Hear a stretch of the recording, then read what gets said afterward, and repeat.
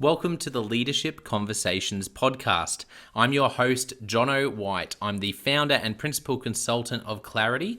We are an Australian-based consultancy that works with leaders around the world, and our passion is to invest in people to become everything they're meant to be in order to fill the world with healthy organizations that people love to work for and customers line up to buy from. The goal of this podcast is to invest in you and your leadership.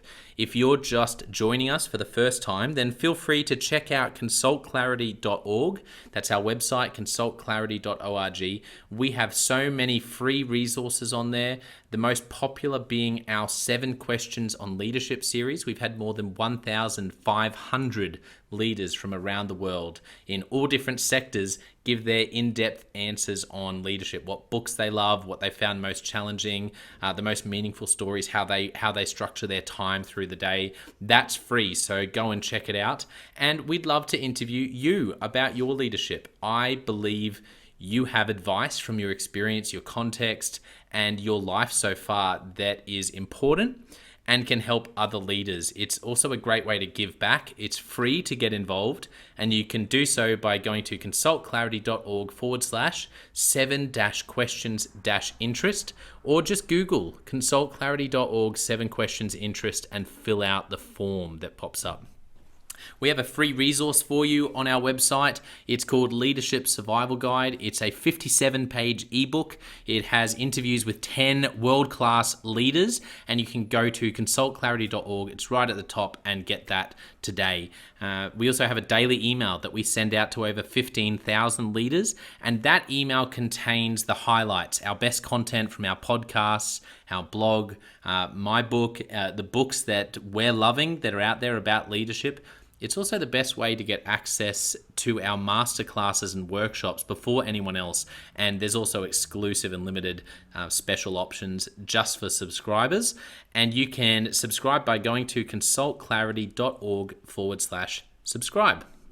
Now, my gift to you is to work incredibly hard to provide the best leadership content I can to invest in you and your leadership. So if you're finding our content helpful, if you find this podcast helpful, then your gift to me could be this. If you do find it helpful, then write a review or rate our content and make sure you subscribe or follow.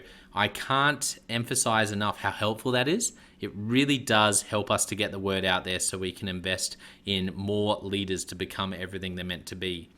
It also means a lot to me personally when people like you and people in our community share our content on social media. So if you do that, then please do look for me, Jono White, to tag me, and look to tag Clarity on whatever platform you're on. And our team, including me, I'm always looking to see when people have mentioned us so that I can engage with you. And also we look at sharing content. So if you write something about something we've done, there's also a good chance we'll share that with our followers. So if you could do that, that is a massive, massive help as we try to invest in as many leaders as we can around the world. Last of all, you can check out my book about how to deal with difficult people even if you hate conflict. It's called Step Up or Step Out. It's available on Amazon. You can just look up Step Up or Step Out Jono White, or you can go to store.consultclarity.org/book and check it out there. I have coached leader after leader after leader, and in more than 50% of the sessions, this topic comes up. How do I deal with this person? I'm finding it really difficult, and I just want to find a way that doesn't blow up to just to have a difficult conversation, to lead them better. How do I do that? There's a 3-step process that I outline in this book that I believe can help you. Okay, let's get into today's episode of the Leadership Conversations podcast. Enjoy.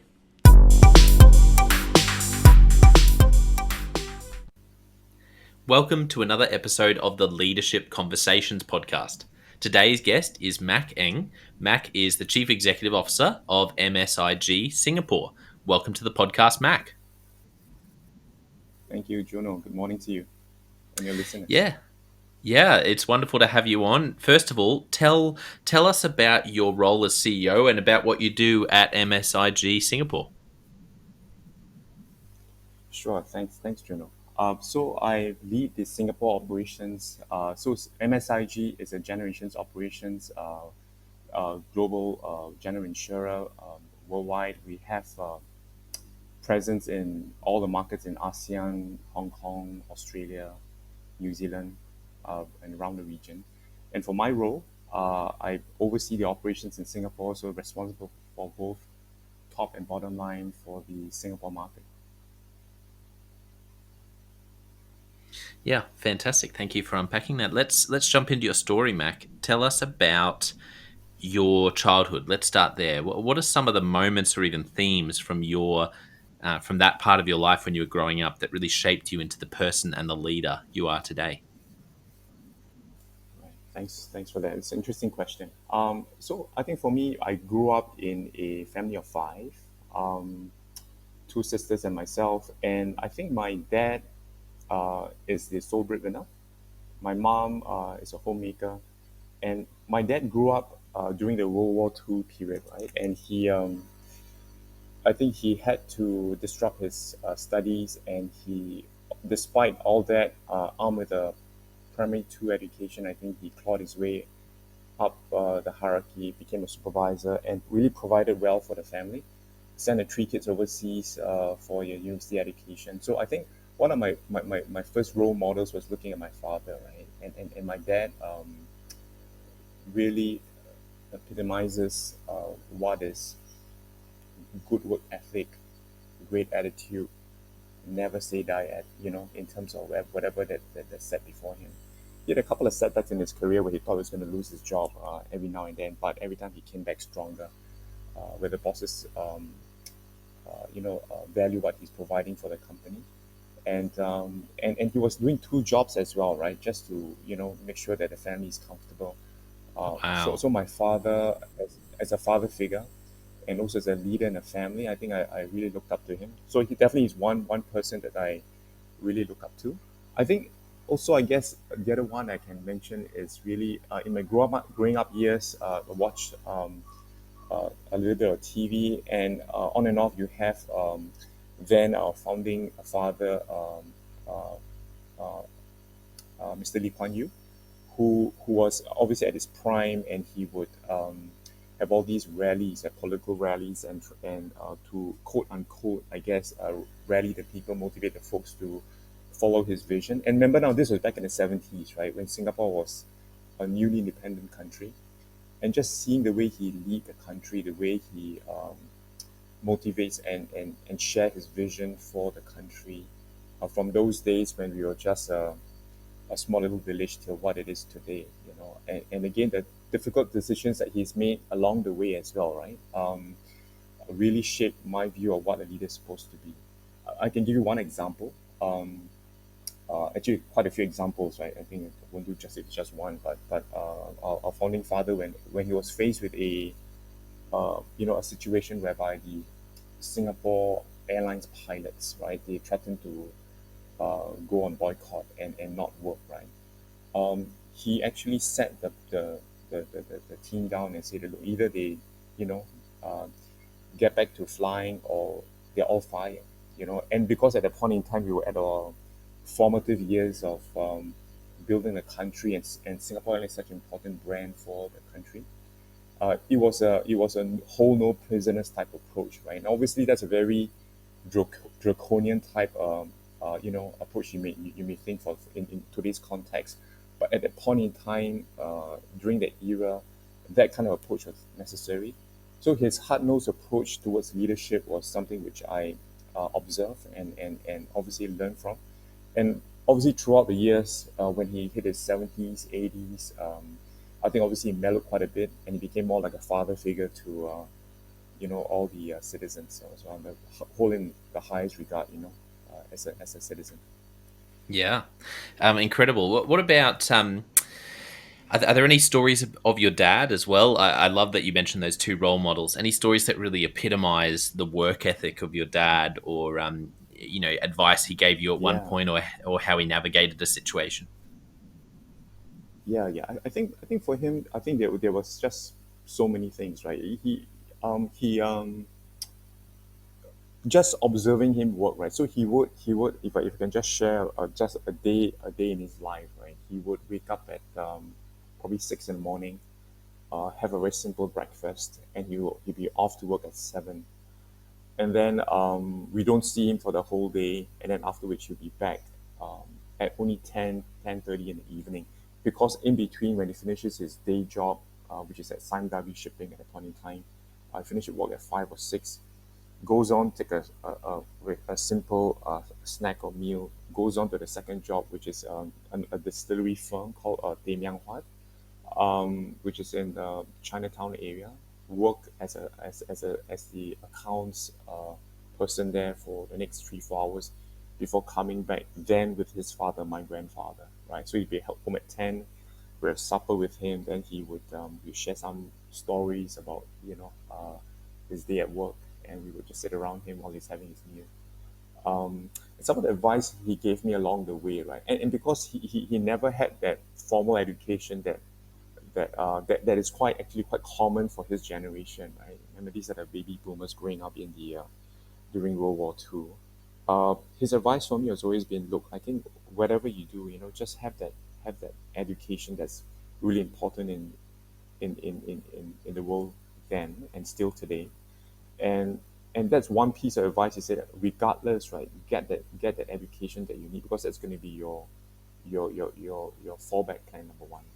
And number two, he asked me to just follow what I'm interested in. So he never said, you know what, Matt, you have to be a you have to be an engineer, you have to be an accountant, you have to be this or that. I say it comes from a view of who is what are you interested in, right? What do you want to do? And he would support it 100%, and just provide the funds so that he could make sure that his son and daughters, right, have a better life than he did.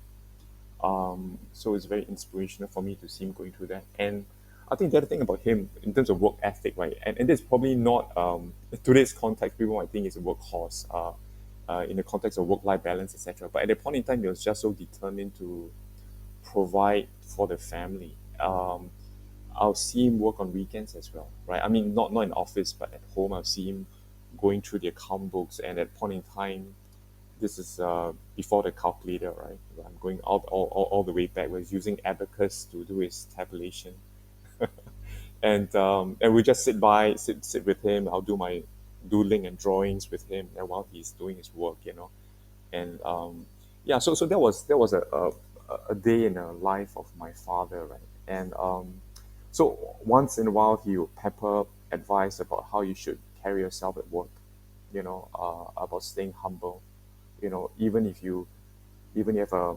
education, you have a university grad or whatever, just remember to keep learning, um, learn from the seniors, and no matter what you've achieved, just stay humble, those were the advice he gave when he was when I was starting out at work as well, so it was good advice, I think, because young people tend to be a bit more when you achieve a little bit of something, you get a bit more I guess the word could be arrogant, or a bit full of yourself, or whatever. But I think he always kept me strongly grounded, And along the way, when I had problems or issues, I would run past him, whether it's in my younger days when I was a department head or supervisor in a unit, and I'll run into some issues or challenges, I'll ask him, and he'll give me those advice accordingly as well. So it's been a great journey with my dad, right, in terms of learning from him. Um, Yeah. you know, Yeah. yeah, it's all good. Yeah. Thank you so much for sharing that. So as you grew up, do you remember one of your first leadership opportunities where you had some people reporting to you, or you really owned a project, or it was for some reason you felt like you were being stretched or out of your depth a little bit as a leader? Yeah. Um, I would say my first job, right? I think the young executives that came in, we were tasked with this with AIA, by the way, right? And we were all assigned about 1,200 uh, agents, right? This is life agents with about 100 odd agencies. So we were given very, I would say, basic training in terms of the products, and how to sell those programs, and off you go. So you're operating like in a way like an entrepreneur, because you're trying to, you got targets to meet, right? At the same time, you gotta get the agency leaders on board to sell your products and solutions. And at that point in time, I was in a profit center uh, that is not where the agents and the leaders are not contractually obligated to sell our products. So that makes it a bit more interesting for me, right? And within a life insurance company, selling the whole life, the endowment, the unit link products are a must. So I belong to another department whereby the agents can sell the products or they can choose not to sell the products. And so at that point in time, we had to, number one, um, for myself, really convince the leaders that this is really good for the agencies. And this is also excellent for their agents and part of the survival kit that they need, right? And they can help to generate great good leads for the agents themselves to ensure that they are successful. So it was a journey in itself whereby the convincing the leaders, right? Because you're in a way you're tasked with 110, 120 agency leaders, right? With the 1100 agents behind it, you are tasked to in a way manage them, motivate them, lead them to see your point of view to fulfill your department objectives, right? But always looking at it from their viewpoint as well, making sure that whatever their key concerns are, their pain points are, you are addressing those key issues, right? So one of the key challenges, for example, that agency leaders will face at that point in time is really the survival of the agents. Because out of every 10 agents that are recruited, 6 or 7 would drop out within the first 12 months, for example. So the products we sell are fairly simple.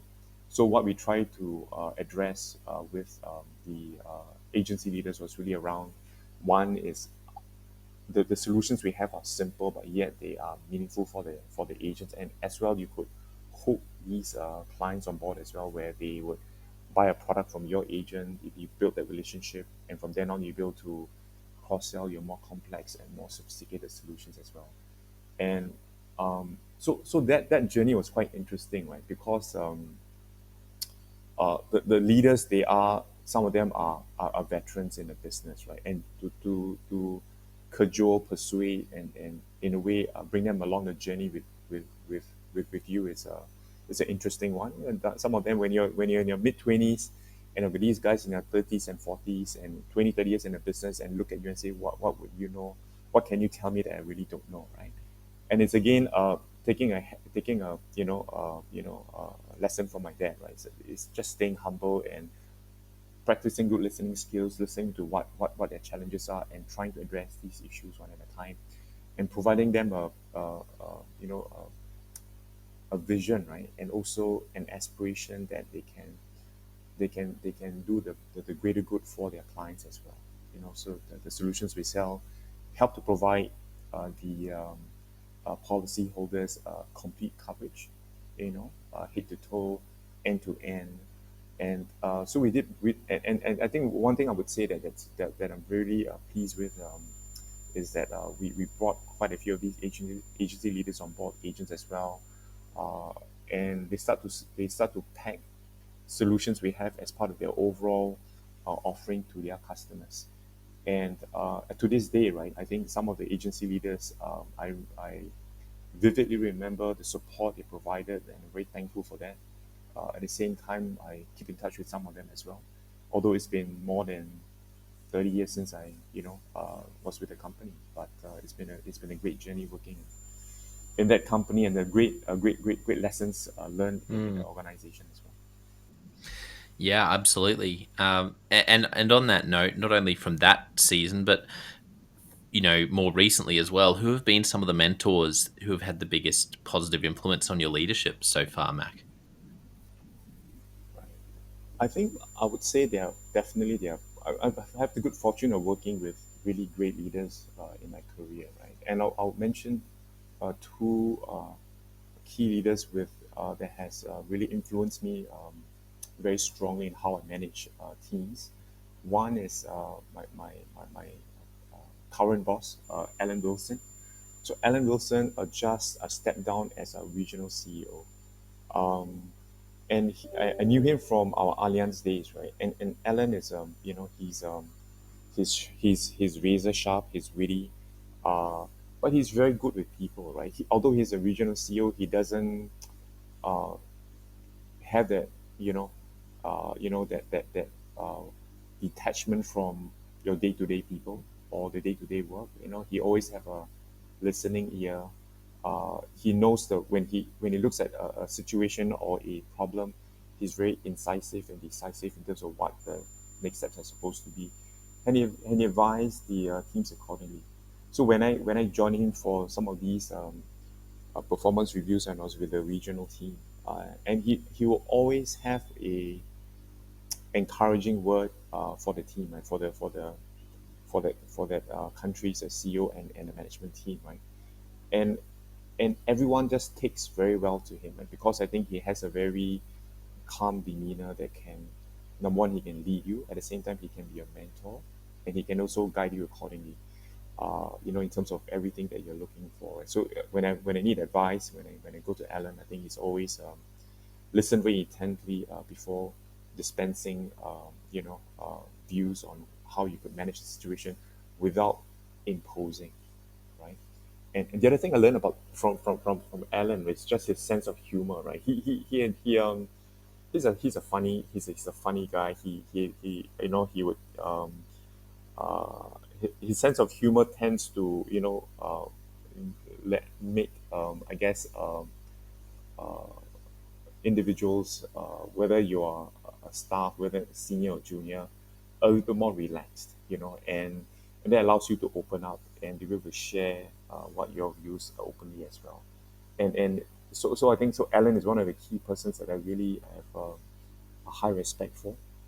The other person I would say is a gentleman called Damien Sullivan. He was my regional CEO back in Ace Insurance, now Chubb.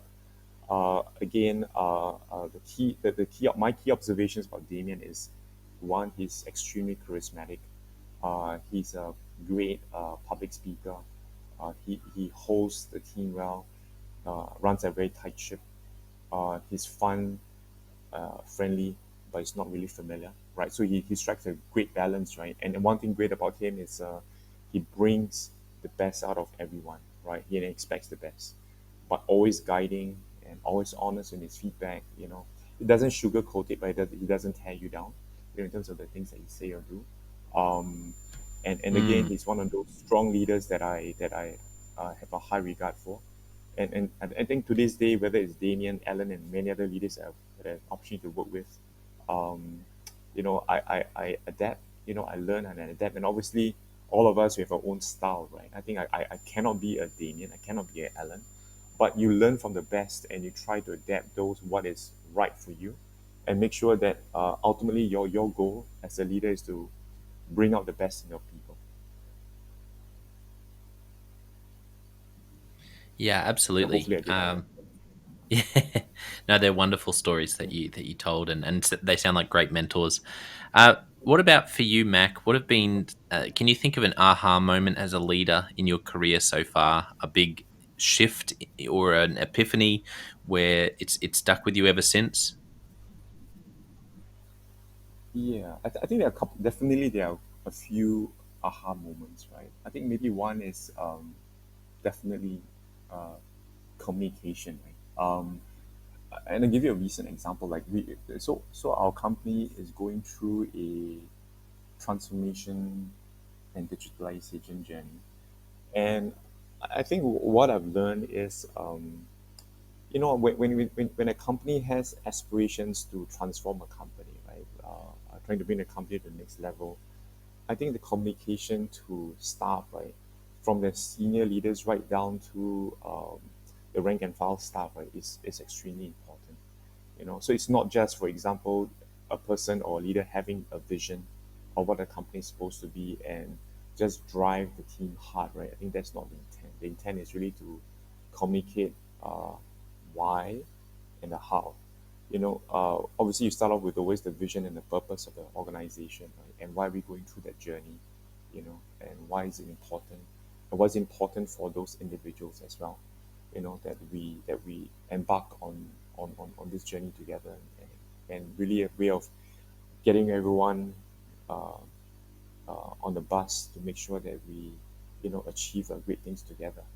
So I think so. The one of these great aha moments was when sometimes when I talk to some of these staff or leaders, and at a juncture they didn't understand, right, why we are going through that process or that journey, right, and for me it made me realize that you don't just communicate, you over communicate where you can, right? So I think staff engagement at all levels is extremely important, and that's got to be done on an ongoing basis so that you stay engaged as well, and also for you a chance for you to understand some of their challenges as well, right, on the ground, and be able to not just empathize but find solutions together with the team.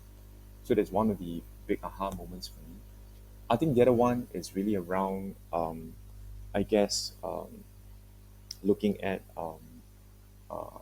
driving results, right, for a company, and it's a bit similar to communication, but ground up getting everyone on site to share your vision is extremely important. And from time to time, you get naysayers, right? You get those who are roadblocking your path, right? And obviously, you try to bring those individuals on the journey with you, but you're gonna at some stage get certain individuals who are not going to be on board, right? And the question is, what do you do? And for me, one of the key lessons, right, that I've learned from another company is, sometimes when you get individuals who are caught in that situation, right, who are refusing to change, or they have a fixed way of of not collaborating or not cooperating, then probably it's best uh, to be cruel, to be kind, right? I mean, for non-performing staff, and I think as leaders, sometimes you have to also trust your sixth sense. Obviously, you can get some validation from your trusted team members, right? And it's having very honest conversations with these individuals, right, in terms of the expectations of the organization and the company and yourself as a leader, and what he or she is Mm. supposed to do, and at a point in time, if the person still refuses to change or becomes toxic or starts to sabotage initiatives, then you need to have those very serious conversations about parting of ways, right? And obviously when we do this kind of um, really difficult, I would say, task, right? I think the most important thing is to do it with respect. I think so.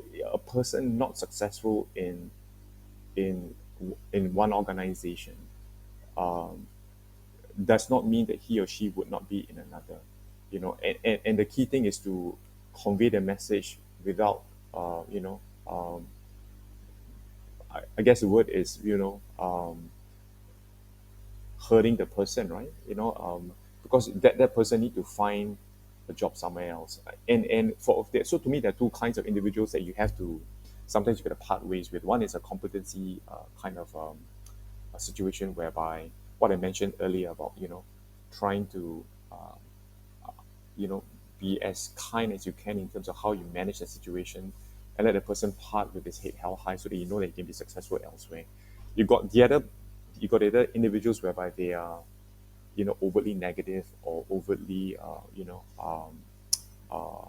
I would say roadblockers, right? For those individuals, obviously the treatment is slightly different, but still you got to do it with respect, because ultimately what you want is to have good parting, right, and make sure that your company and the people within your organization, right, is not affected by some of these things which are happening. You know, because Mm. you never know, for some of these individuals, when you are in the process of doing that, they could be saying things, right? Or they could be being toxic within the organization. What is in the organization? So those are key things that as a leader you got to be aware of in terms of how you Yeah. manage those difficult situations. Yeah. Yeah, some great thoughts on how to manage those difficult situations. Thank you. Let's jump into Leadership Express. The first question I have for you, Mac, is about a book. Do you have a book in mind that you have gifted to other people, or a book that you've recommended a lot to other people? Yeah, I think I must confess that I've not gifted, but I recommended books to friends and even to my family members, and one of the books I read quite some time back actually, which I once in a while I'll just go back to it.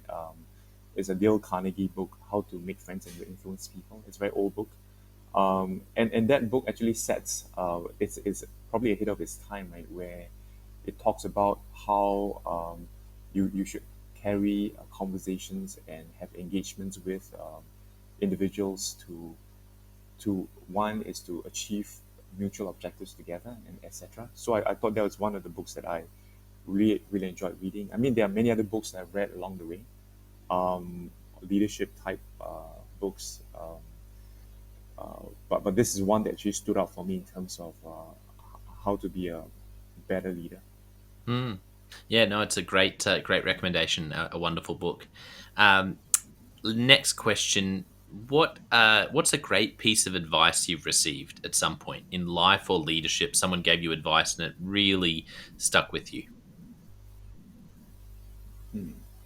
Yeah. Actually, like I mentioned, there's so many great advice from different bosses I had, right? Um, two, right? I would say there are two things which two advice that I've actually there's quite a few, but I'll just mention two. One is uh, I think it's during the days of in another company, right? Where in fact in one of my earlier days, where the we will share this story about one of my bosses having a meeting with a the most senior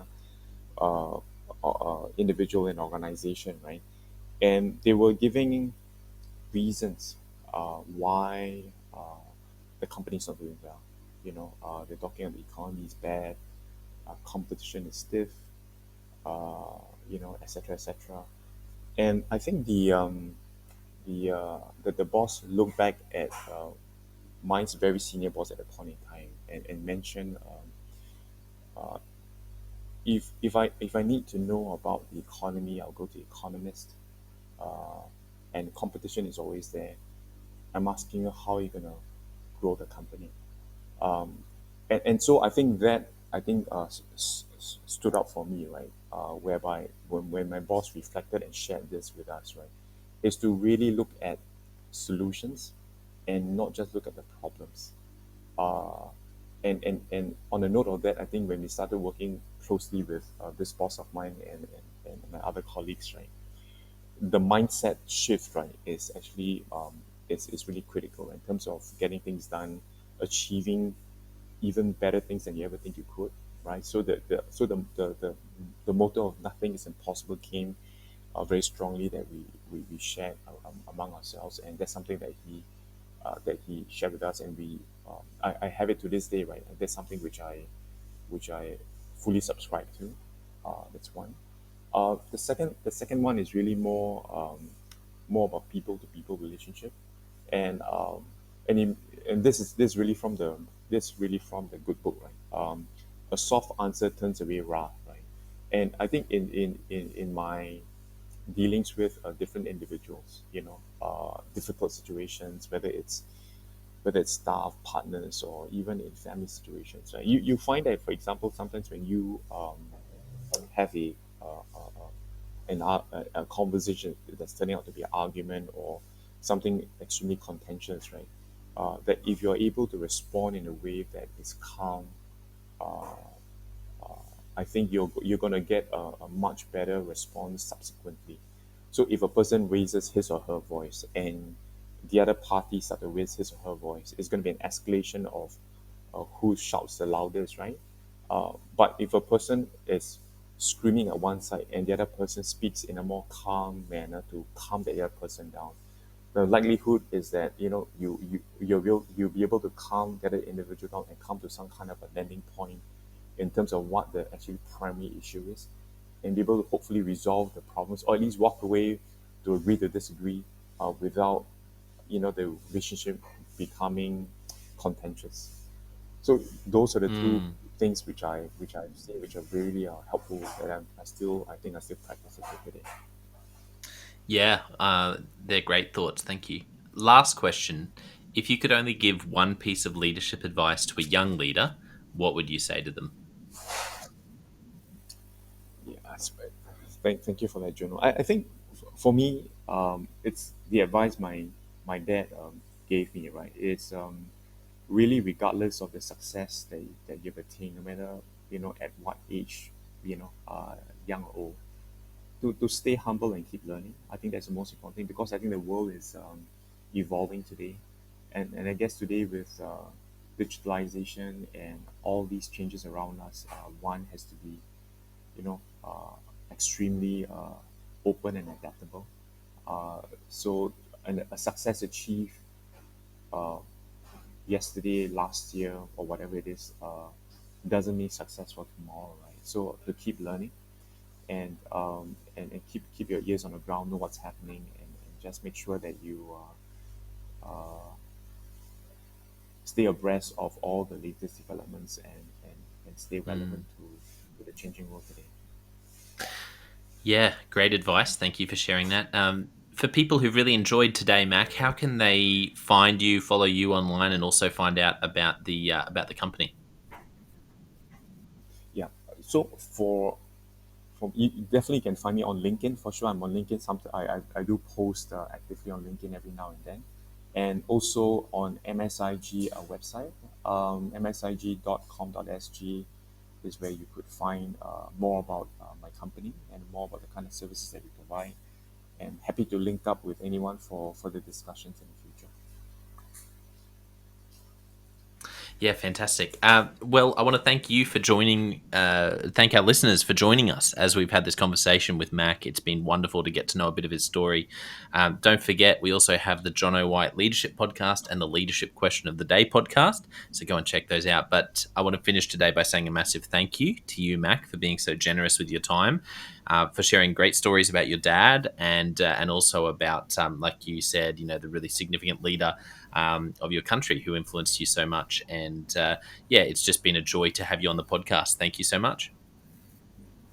Thank you, June. It's been a pleasure. Thank you so much.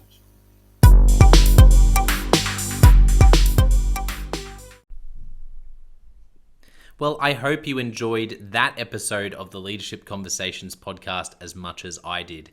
If you're joining us for the first time, don't forget to check out consultclarity.org. That's our website, consultclarity.org.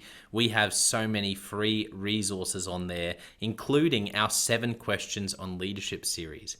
We've had more than 1,500 leaders from all over the world in all different roles, in different industries, answer these 7 questions on leadership, and leaders give these in-depth answers around how they spend their time, a book that's been significant for them. It's just a gold mine. It's completely free to access, so go to consultclarity.org and look for that. We'd also love to interview you about your leadership. I believe your experience, your life, your context means that you have advice on leadership that other leaders can learn from. Yes, you, if you're going, not me, well, no, I really believe you would have something to add. So if you're looking for a way to give back, it's completely free to get involved.